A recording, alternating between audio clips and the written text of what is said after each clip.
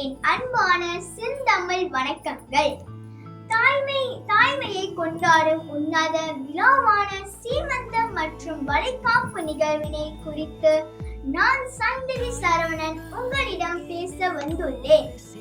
கருவுற்ற பெண்ணின் மனதையும் உடலையும் மகிழ்விக்க உறவினர்கள் கூடி நடத்தும் விழாவே வளைகாப்பு.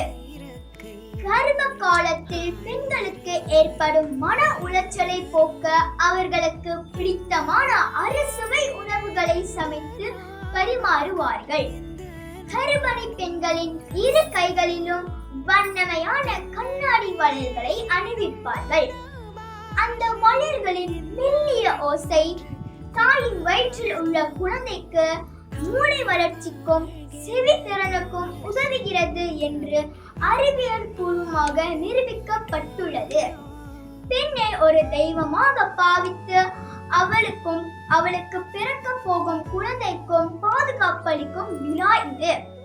தாய்மை என்பது போற்றப்பட வேண்டிய ஒரு மகத்தான தவம் என்பதை இவ்விழா உணர்த்துகிறது. கர்ப்பிணி பெண்களின் மன மகிழ்ச்சியை ஆரோக்கியமான அடுத்த தலைமுறையை உருவாக்கும்.